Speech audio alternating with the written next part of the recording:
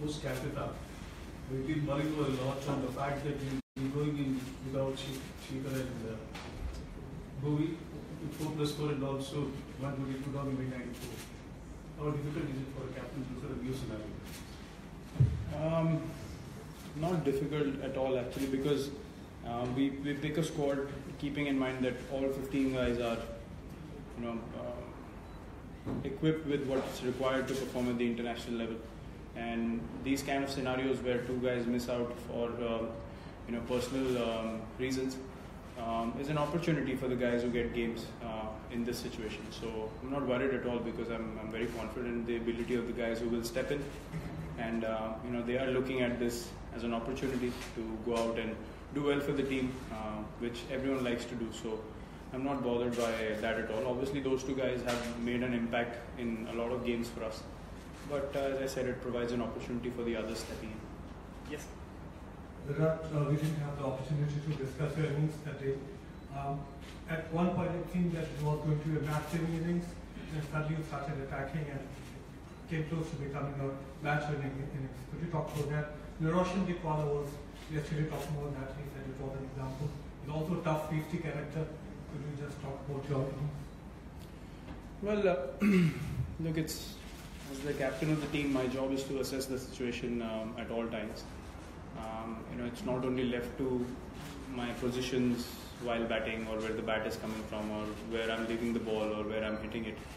It's also to keep a check on what's going on in the game. That's something that I relish. I enjoy having to do a lot of things at one time. And there was an opportunity to find the right moment to actually change things around. And that's something that you want to do as a cricketer. Very seldom do you get to make a difference in a test match in a short span of time. And I look forward to opportunities like that. Everyone wants to bat long, everyone wants to bat well. Yes, in test cricket you want to bat correctly with good technique, but you will get those opportunities where you can make or set up a match for the team, and those are the kind of things we crave for as a team now. If you look at the past couple of years, everyone wants to step in and make an impact at important times, and we've won important sessions in all the test matches that we've played. I looked at it as an opportunity, maybe to see at the international level you need to take risks. There's no safe game at the international level. You need an element of risk at all times. Depends on the magnitude of the risk, depending on the situation that you're in. So I was pretty comfortable taking a risk, and I knew, I was thinking of the other side, not the negative side. What if it comes off? Or I wasn't thinking, what if it doesn't come off? So I think the thinking matters a lot in that kind of a situation, and whatever you think, as they say, you end up achieving that. So I believe I backed myself to do it, and luckily it came. Yes, sir. What to do that, whether you had a look at the pitch, what's the assessment of the pitch, and have you seen enough of Virat Kohli at the IPL level, and what's your take on the youngster? Well, he's been very consistent. He's earned his spot. We wanted to have a look at another all-rounder, keeping in mind that's a very important aspect of the team going forward. Obviously, Hardik is in our scheme of things as the first all-rounder, but we need to obviously find out more people who have that kind of ability and who we can groom and make as backups for an all-rounder spot, which is very, very crucial for us when we travel abroad. So that is the whole mindset of bringing him in, keeping him in the setup, making him familiar with what's going on here, making him understand what he needs to work on, look at his game as well. He's a pretty balanced cricketer. He's very composed. He's a great fielder. He's handy with the ball. He can easily give you 10-12 overs a day, and he's very solid with the bat. I just saw him at the nets as well. So big moment for him. He's earned it, as I said. And secondly, the wicket is quite hard, as it usually is at Nagpur, with a nice grass covering on it. So the fast bowlers should be in play, I think, for the first couple of days for sure, because of the bounce in the wicket, and should carry nicely as well. From there on, I think the spinners will come into play. So it's a pretty good wicket for overall Test cricket, I think. Yes, Mr. Clement. In Calcutta in the last session, Roshan Dikwala seems to be involved in your time-wasting tactics. Is he a bit of an annoying approach? See, everyone has different characters, but I like to see that. I like that sort of competition on the field, and he's someone who takes a lot of pride in his cricket. Been very impressed with what I've seen so far. From the last series as well. I think he's got great ability to do something very special for Sri Lankan cricket, and I like to see that sort of competition on the field. So, in the heat of things or in that moment, I would do anything for my team to win. But afterwards, we had a normal chat afterwards in the flight as well. So, yeah, those things end on the field. But when you're competitive as a opponent, we always respect that about any opponent.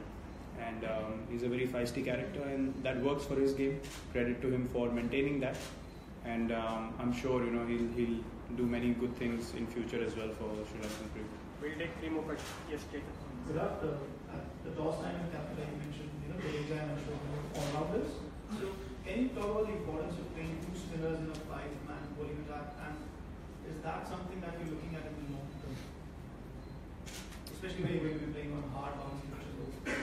I can't commit to that 100% when we play abroad, that we'll be playing with 2 spinners, to be honest.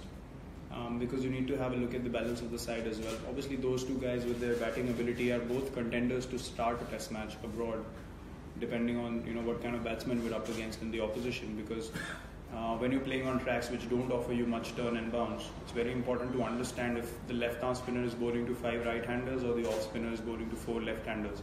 Just because the angle, it makes it more difficult for the ball coming in against the spinner, and it can turn away from you at some stage in the test match. So those are very minor factors that you assess before picking the first spinner in overseas conditions, but that's quite far away.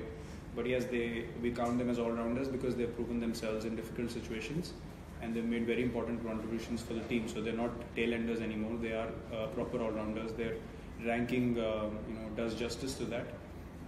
So yeah, they've really improved their games, and it gives us good balance when we play them both, because if you play them both, then if you want to, you can play the extra bowler as well, because they can contribute with the bat, which they have in the last 2 years. So yeah, that certainly gives us some cushion to play around with.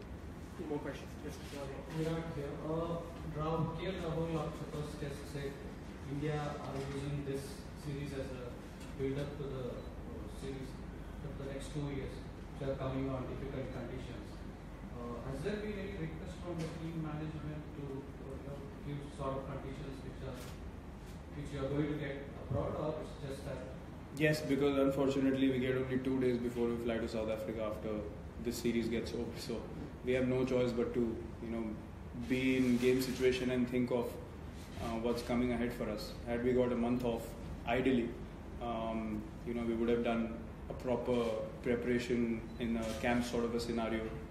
But we have to sort of make do with what we have. As usual, cram for time, which I think we need to assess in future as well, because we very easily assess the team when we go abroad, but we don't look at how many days we've got to prepare before we go to a particular place to play.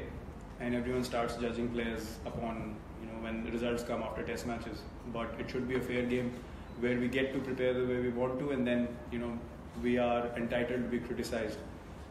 So yeah, we thought this is an ample opportunity for us to challenge ourselves and put us in a situation where we want to, as I said, embrace being in difficult conditions. I'm not saying that everyone will go out and perform immediately, but if we can feel comfortable about it, after 1 innings or 2 innings or 3 innings, someone will come good, and once you come good, then you build on that confidence.